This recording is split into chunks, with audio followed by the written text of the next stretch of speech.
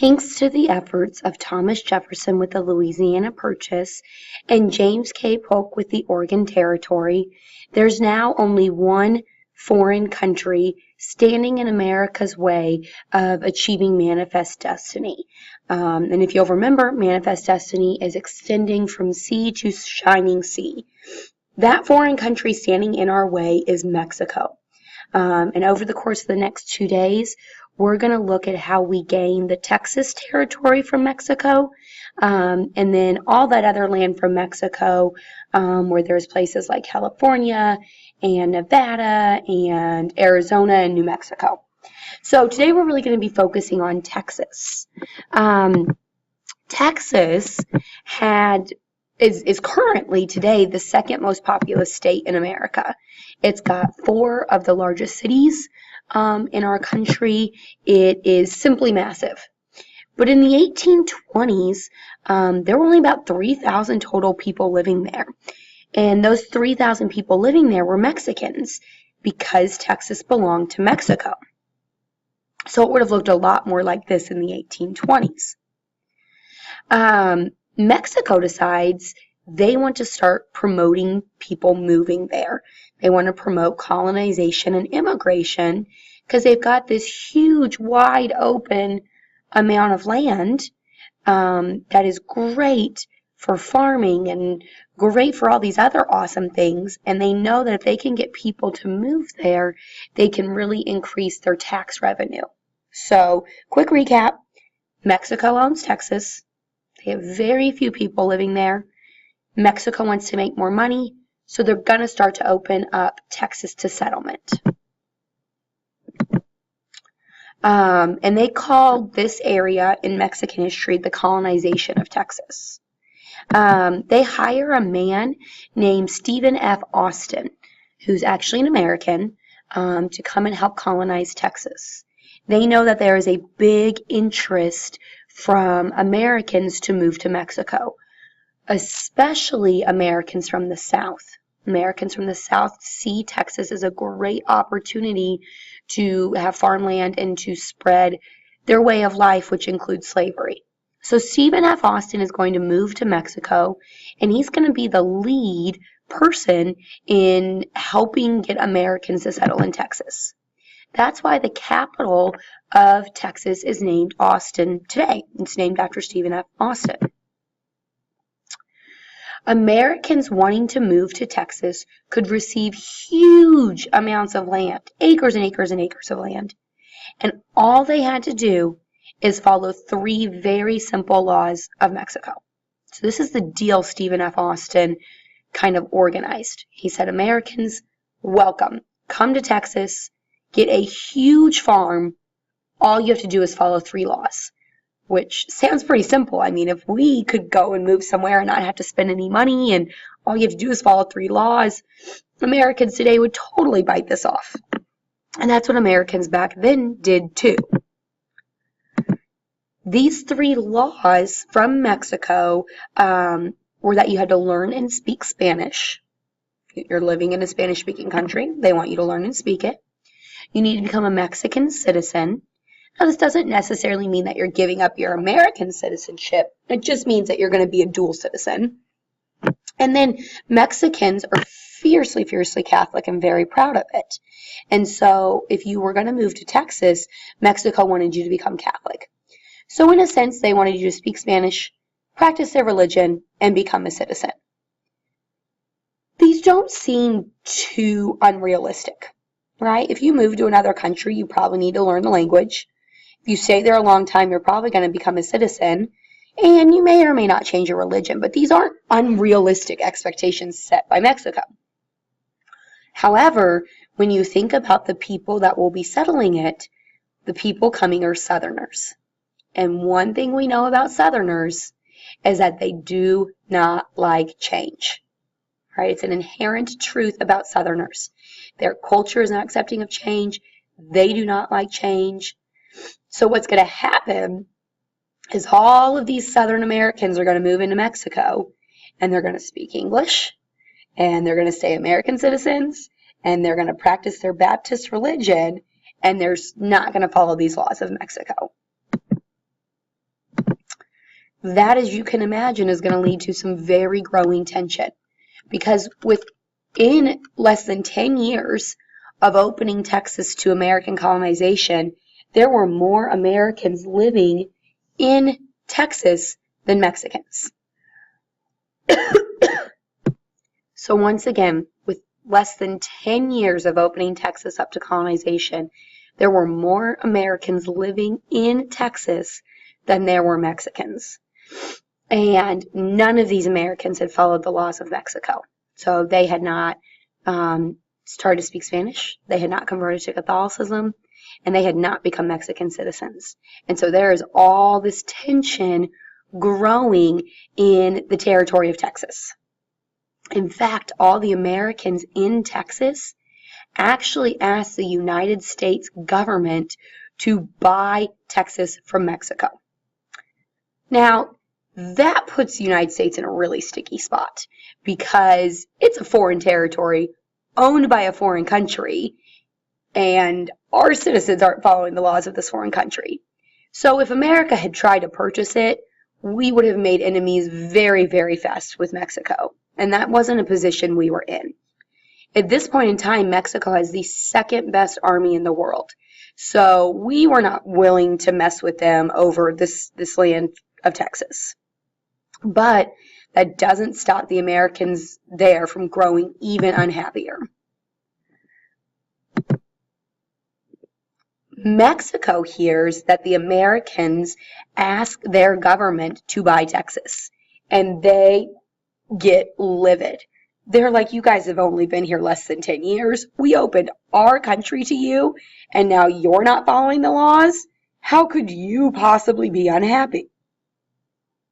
So Mexico, in their anger, issues a decree, which is just a formal way of saying something, that stops all American immigration into Texas. They say Americans are not welcome anymore. No new Americans can come in, which, if you think about today, is pretty ironic, right?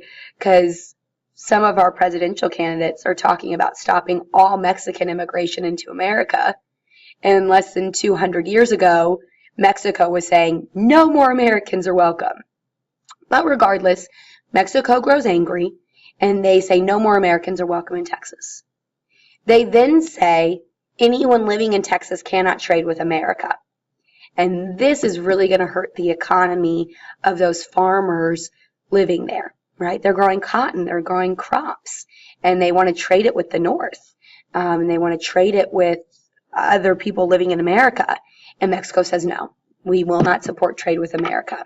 So that's hurting the financial status of these people. Then Mexico starts to develop a plan to end slavery in Texas. And if there's one thing we're going to come to learn about Southerners is you don't try to take away their slaves. And this is a really big problem because the Southerners had moved to Texas for huge plantations. And so this is kind of, that last one, that plan to end slavery, is kind of the tipping point. And we're going to see where it leads from here. So many Americans are furious. They cannot believe that Mexico is hurting their financial status by not letting them trade with America. They can't believe that Mexico is going to try to outlaw slavery. And so they start to call for an independent Texas. If America's not going to buy them, let's just make Texas independent.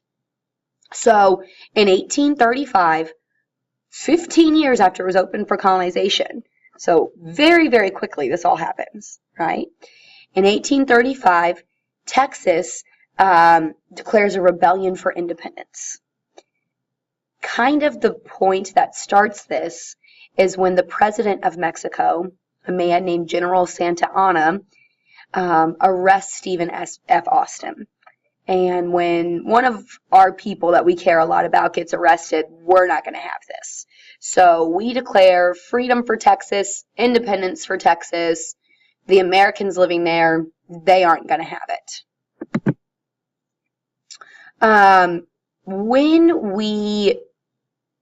When I say we, I mean the Americans living in Texas, when they declare their independence, it makes a very tricky situation for the United States.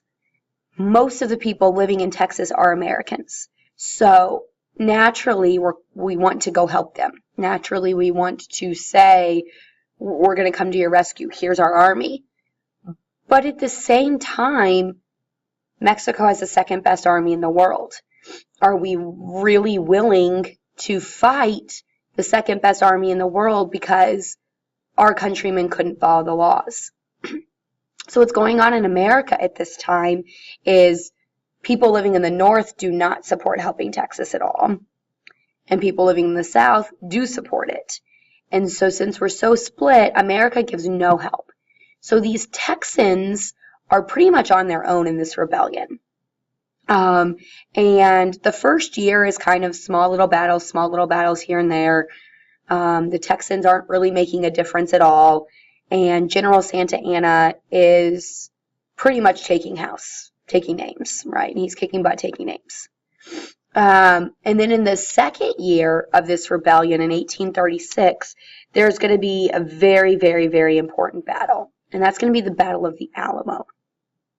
And for Texans, the Alamo is as important as Pearl Harbor is to Americans in World War II, or as 9/11 is as important to Americans today.